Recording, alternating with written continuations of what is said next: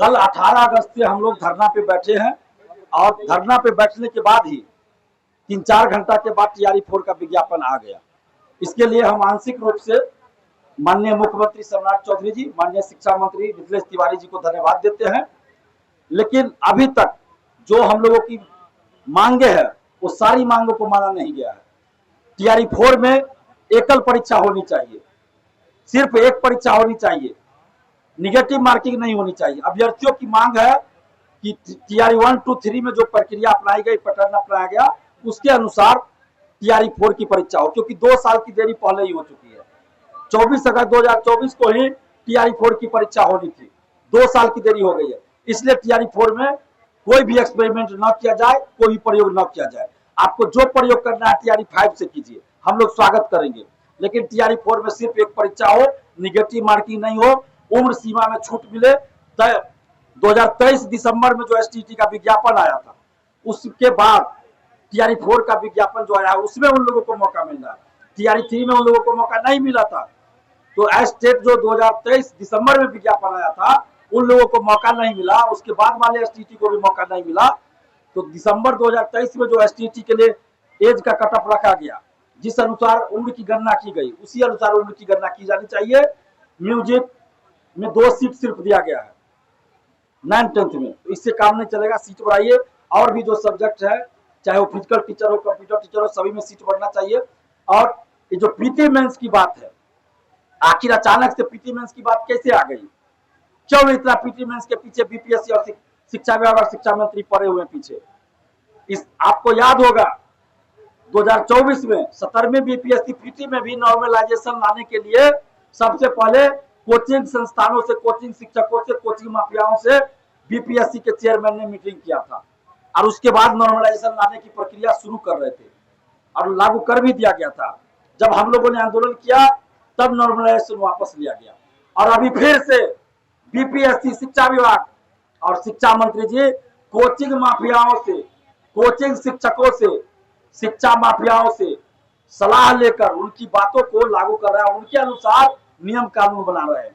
Coaching माफियाओं, coaching शिक्षकों को फायदा पहुंचाने के लिए, क्योंकि कोचिंग वालों को क्या होगा, पीटी मेंस का बैच चलेगा उनका। और आप देखिए कल विज्ञापन आने से पहले ही कुछ कोचिंग संस्थानों ने, कोई महाराष्ट्र में बैठा है, कोई कहीं बैठा है, और पीटी मेंस का बैच लॉन्च कर दिया।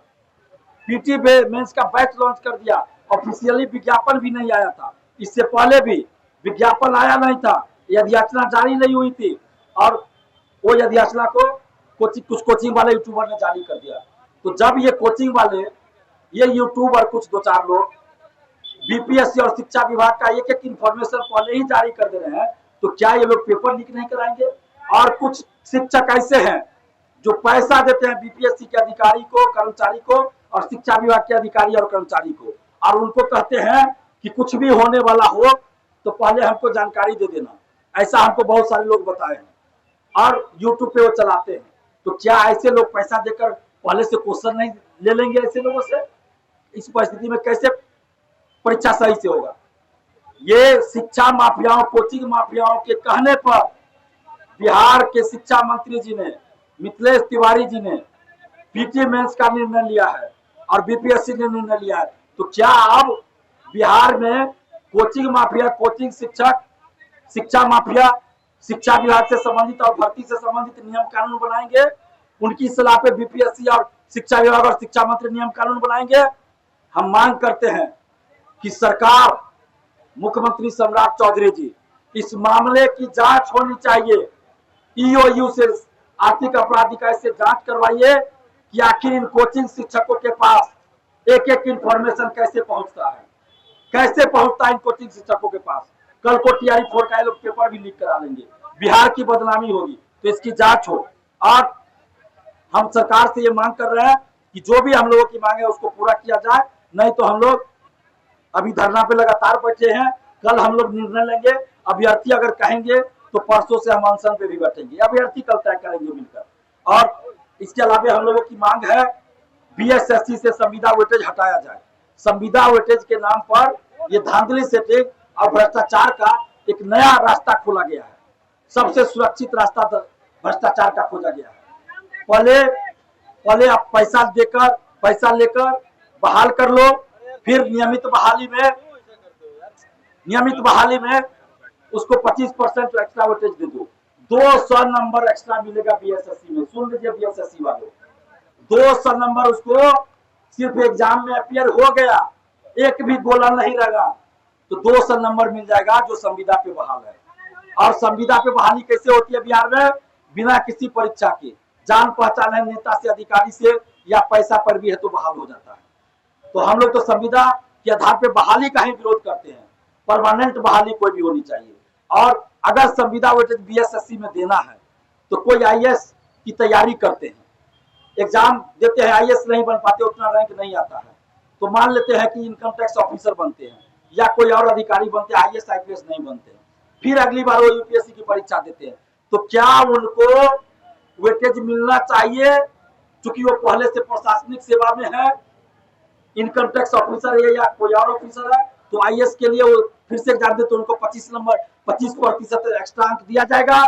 बीपीएससी सिविल सेवा में पहले से अगर कोई शिक्षक है, पहले से बीडीओ है, आरडीओ है, सीओ है, अगर वो डीएसपी बनने के लिए, एसडीएम बनने के लिए बीपीएससी की परीक्षा देते हैं, तो क्या उनको 25% एक्स्ट्रा अंक दिया जाता है या दिया जाएगा? नहीं दिया जाएगा।